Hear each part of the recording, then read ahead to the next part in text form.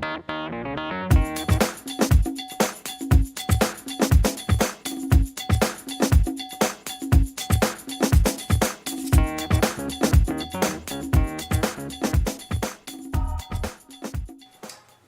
I'm Don Emmett, the Managing Director of Entrust Associates, here for the Small Business Insights. And today we're sitting with Bob Meeker, President of Preferred Communications. Bob, thanks for inviting us in today. Thank you, Don. I appreciate the opportunity to talk about Preferred Communications today. I hope you're doing well. I'm doing great. So tell us, start us off. Tell us about Preferred Communications and how you got into the business.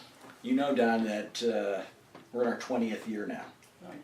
Okay, Sure. and the company started off in long distance and paging services, but we had to diversify because those products kind of went out of business as anything you can make money on. And right in the nick of time, before we were ready to go out of business, almost 3.5 years after we started the company, we found the product niche market that has made this company what it is today. Okay, and that's satellite communications. Okay, we put a device which I'd never seen before out on the internet, and we were trying to sell GPS equipment, and no one called us on the GPS. We got all kinds of telephone calls on the satellite communications products. So we began selling that. The company turned around literally within a month or two. And we've just grown that business based on sales. Okay, we started off very slow, and we're still in it today. We've diversified even more, and now we sell not only satellite communication products and airtime, but we also sell ruggedized laptops, IT equipment, specialized phone systems, anything that goes along with emergency management, military, missionaries, and media requirements. So it's fair to say it started out in telecommunications, so satellite telephone is that Exactly. and it We expanded from there? That's correct. We did start off in telecommunications, but there really was no money in the area of telecommunications that we started off in, and you know how important cash flow is to a small business. Okay? And unless you can either sustain the operations through your own funding or get loans or venture capital dollars, you have to fund it through sales. Yeah. And so we had to change the product set to survive, and that's what we did, and it worked, thank God. So can you look back at you're saying like 3.5 years into on the new product line, did you at that time, can you look back at a time or an event that says, yeah, this is it, I think we're going to make it now? Absolutely. I was ready to give up, and I think a lot of small businesses just starting off, entrepreneurs, are worried if they can sustain themselves long enough to survive. Okay, we were right at that point, personally deeply in debt, and by accident, by the grace of God, we put these satellite phones out there, which kind of look like a laptop, and you point the device at a satellite in the sky, and I think at that time we were getting about maybe about $5 a minute to use those, and I figured no one would want this product. Okay, and our phone started ringing, and we became #1 seller with that particular distributor, and eventually we moved on to more of a direct line with the manufacturer, and then we added multiple satellite phones and types to cover the whole industry, and we keep going today. It's amazing. So at that time when you say we put it out there, the internet, I guess, is somewhat in its infancy at that time, or pretty Well, close to that. you're now dating me, Don. Back in 1997, right? Okay. So it's 1997, 98. You're right. The internet wasn't as popular as it is today, but that did work. Okay, and there was a second event after that, after we introduced satellite phones, that really brought the business forward so that we became profitable. I can not only meet payroll, but now I could take a few dollars out. Okay, what a concept, It's right? a nice thing for an entrepreneur to actually get paid. Yeah, actually, so, and that second event was a bid that was online for us to be able to participate in selling satellite phones to every county in the state of North Carolina. Okay, through the emergency management network here in the state, including the emergency management, the weather, the emergency weather forecast groups, and so we had at least 100 satellite phone sales that we bid on. Now the interesting thing there is that we did win the hardware part of the bid, but we lost the airtime part of that bid. Okay, because we didn't realize it. We were bidding against the guys who own the satellite network.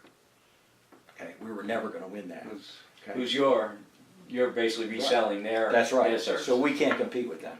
But what happened was, after we won the equipment side of that, the satellite airtime providers, the guys who own the satellites, came to us and said, we want to make you a dealer, we're going to give you the airtime, and you've got the whole package, the equipment and the airtime, because we never want anyone pointing fingers and saying, no, it's an airtime problem, no, it's an equipment problem, you own the whole thing.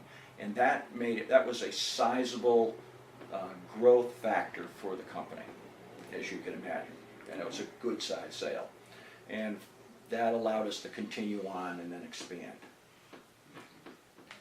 So, with that now in your bag, in your toolbox, briefcase, how did you bring that to the market, or what was your then? What's your customer acquisition strategy? How did you say we have this unique capability, unique relationships with satellite providers?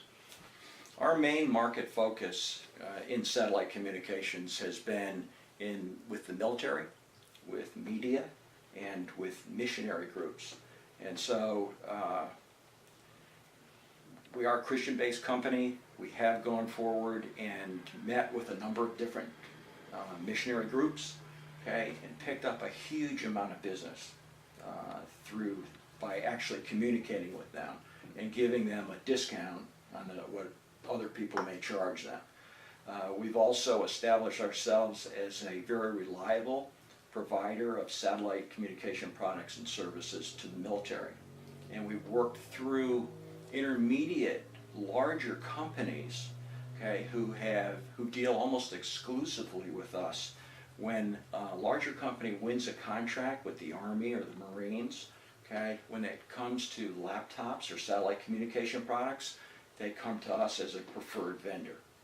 And then we get the business. So most of our customer acquisition comes by referral at this time. Forget, we built this business extremely slowly, and after 20 years we have enough excellent reputation in the field that people refer others to us. And we honor that relationship with our customers more than anything else in terms of growing our business. We both have some experience in the semiconductor industry, and myself in distribution, you as a manufacturer. In that world, the model was, the distributor had a franchise to distribute Texas Instrument or Motorola products, and I got to believe Motorola was a significant player in this marketplace at one time, but who knows what Motorola is today. So, who are the big players, and how do you select your vendors? And is it a franchise type relationship? It's not a franchise relationship.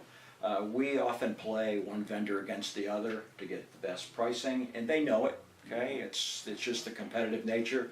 We all know each other personally. We often meet, okay, at various conferences, and we've known each other for years, and we help each other out. I've even gone out of my way to help vendors who have had problems financially. It's kind of a weird relationship, okay? So we've actually been able to help them to get through a financial road bump, so to speak, okay, and then get back on their feet and continue working. But the main source of our customers is referral, okay, and that of course is the best. We do advertise on the internet, but it's more of a reference document, okay, where we keep instruction manuals, product descriptions, costs of airtime, how to rent our products, Okay, those kind of things are out there. It's not, no one can go to our website and actually buy a satellite phone or anything because we don't have a storefront. Everything is done on the telephone, and we see very, very few customers, maybe 1 out of 1,000.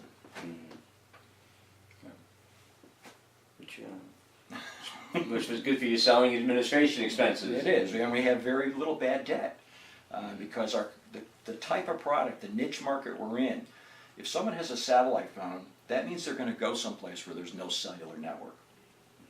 Okay, and if you don't pay your bill, okay, you don't want that to get cut off because there's no other source of communications usually.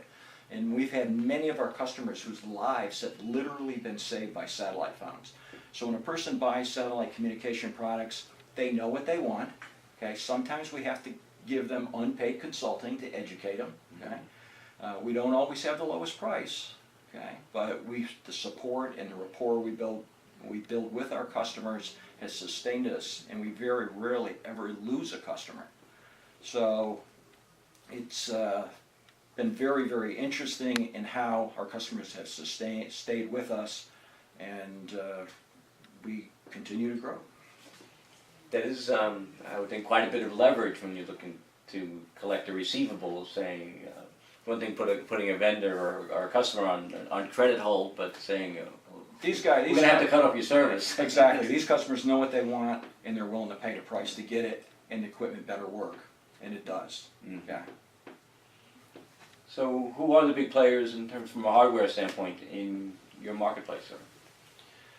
Well, the big players in the satellite arena are Inmarsat, okay, which stands for International Maritime Satellite.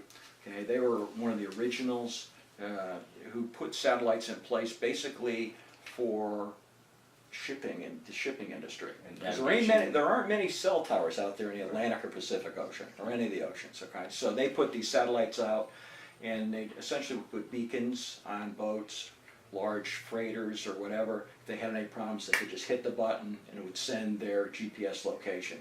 Okay, then it went on to voice, data, fax, video, okay, and then other satellite networks were developed. Okay, and today we represent not only Inmarsat, but Iridium, which is the only satellite network which covers everywhere on the Earth.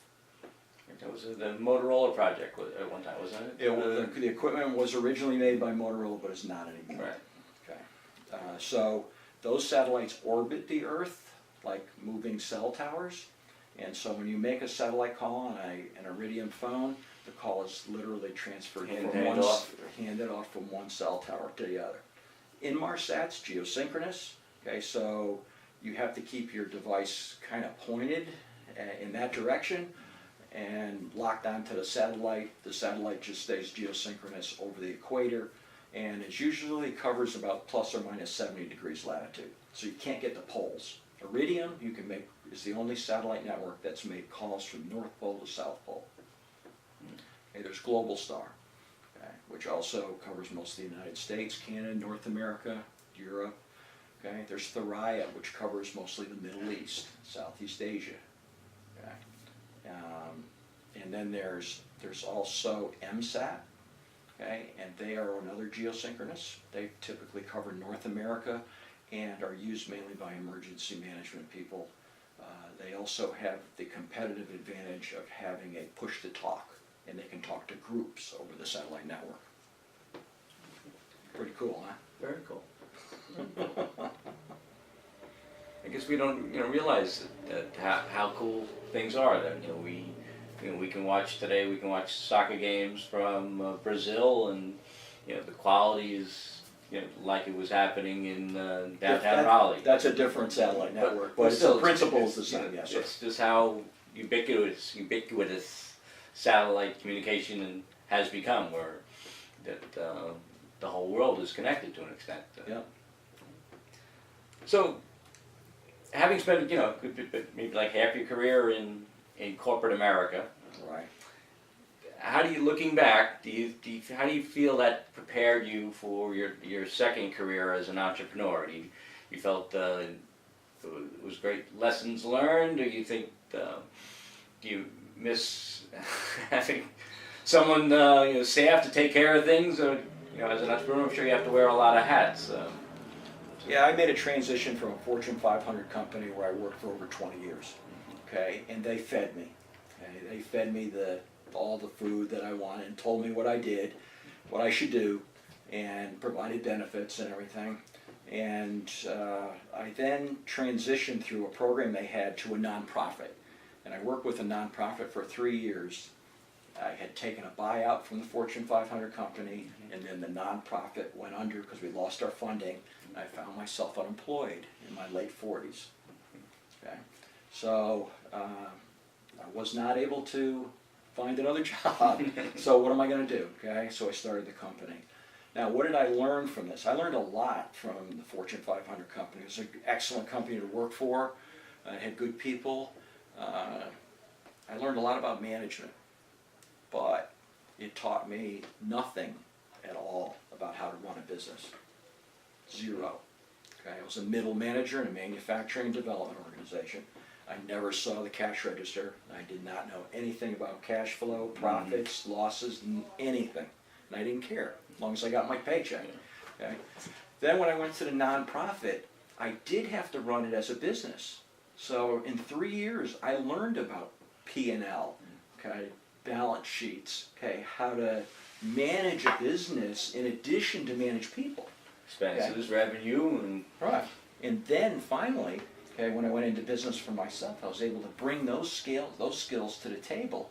Okay? And starting a new business is kind of like being a parent for the first time, in my opinion. Yeah. Okay? You think you know what you're getting into, okay, but you're going to be surprised along the way. Okay? And there's going to be tough times, and there's going to be challenges, but it's the experience of being in business for yourself that makes it all worthwhile. And so now, instead of being fed, there's an expression, when you're in business for yourself, you eat what you kill. Okay? And that's where we are. Okay? And it's a much better place to be. I don't necessarily have more financial resources personally, but I certainly control and own this company, and that's worth a lot more. Okay? And it's fun. I have much more fun, a much more relaxing job now than I ever had when I was in the Fortune 500 company. It's amazing. And also, like, it's like a parent. You get the pride of watching your baby grow and mature, and Yeah. and stand on its own feet to I guess a large extent. Absolutely. And you developed a staff that can operate your business when you're on various business trips or Whatever. whatever. Absolutely. It is about people, and it's about money and diversification.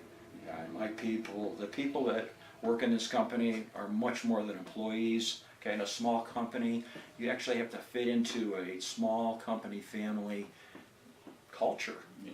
Okay, like in your company. Okay, and then Yeah. people have to get along. If you don't get along, okay, somebody's got to go, and it's not going to be the guy who owns all the shares of stock. Okay, okay, and we've been through a lot of people. I have an excellent crew of people now. It's just unbelievable, the people that have been led here. Okay, some of them have actually had to, well, all of them have to be trained. No one comes here knowing how to run a satellite communications business, including myself. So it takes anywhere from 9 months to a couple years to really learn this business. But we're having fun. And I guess you're reading a lot, in the literature about a company's culture and how important it is to set the culture, and I guess to hire people that fit in with the culture. 'Cause, Absolutely. I strive also, which I think is very, very important. You have to be extremely honest with yourself when you're in business for yourself. You can't kid yourself. The numbers are the numbers. Okay? Whether it's dollars or people, whatever. Okay? It is what it is, and you have to deal with it. You have to make decisions, based on that. So. So looking back of all the, I'm sure you've had some mentors, good, bad, or indifferent, at the Corporate 500 company, the nonprofit, and maybe even some of the vendors in the satellite world. What would you say was the best piece of business advice you've ever received or? Well, in thinking about that, it's really people who have taught me to be ethical, honest, and have integrity in my business transactions, and to be honest and just with people that I work with. Okay, a lot of that actually came from my dad. Okay, but as we were talking about before, you know, Teddy Roosevelt said, "Hire good people to do the job, and then get the hell out of their way and let them do it." Okay, so you can't ride over people. It's important to develop people, hold them accountable, and you're not abdicating your leadership in the company, but you're delegating it.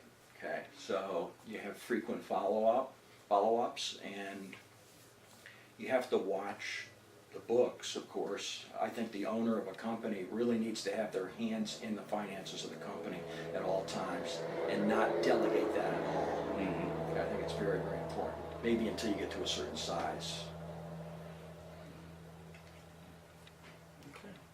And by the same token, if you came across a young entrepreneur or your son or someone who's looking to start out in business today, start a company, what advice might you pass on to that person?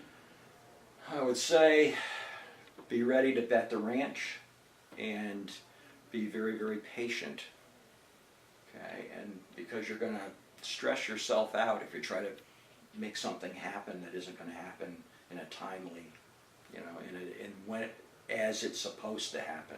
Okay, if you try to force things, sometimes it works and sometimes it doesn't. It just increases stress. Keep your stress level down. There's more time than you think. Okay, but you still have boundary conditions in terms of how much money you have, okay, and how much cash you have to run your business. Because without cash, you can't go on. And in the beginning, okay, a fact of life is the banks are not going to be interested in talking to you at all. Okay, it's only when you need a bank, they're not going to be there. Okay, when you're doing okay and you have cash, banks are all over you. They want to do business with you. Okay, and I've seen that firsthand, I can tell you. Okay, so starting your business is going to be tough. You have to be committed and have passion for it. And if you go into it with an attitude that you're going to bet the ranch, and you can do that if you're young, okay, then do it. I would encourage you, okay, because it's much, much more fun than working for someone else. Sure. Okay, just gotta. It doesn't necessarily matter what product you're involved in. It's just doing it in a manner that's honest and ethical. You will succeed. Okay, if the product is good, and be prepared to diversify. Okay, because things change. Over 20 years, you know, I'm not even in the same business now that I was 20 years ago. It's completely different. The only thing I guess that's constant is likely is change. Right. So be prepared And for more it, gray hair. manage it. That's, as long as we have the hair. As long as we have the hair. It's better than the alternative. Yeah. Looking down the road for Preferred Communications, what do you see over the next 10, 20 years? Do you see just growing organically? Do you see could an acquisition be in your future, or an exit strategy? What are your thoughts? I'm having too much fun to give it, you know, any specific thought or strategy, but the plan could be someone acquire us. I know because we are strictly a sales organization, several of our vendors are very interested in us because they sell internally. And since we're a pure sales organization, we sell their product better than they do. Okay, so they may be interested. If anything like that didn't happen, I would like to be able to turn the business over to maybe one of my employees or all of them. Okay. If that didn't work out, then goes to my wife. She can figure out what to do with it. That's good. Yeah. Well, I think that's all for us for today. I want to thank you for spending some time with us, Bob. Thank you, Tell us Doc. about your It's a great, pleasure. your great Always company. a pleasure to see you. Yeah. Very good. Thank you.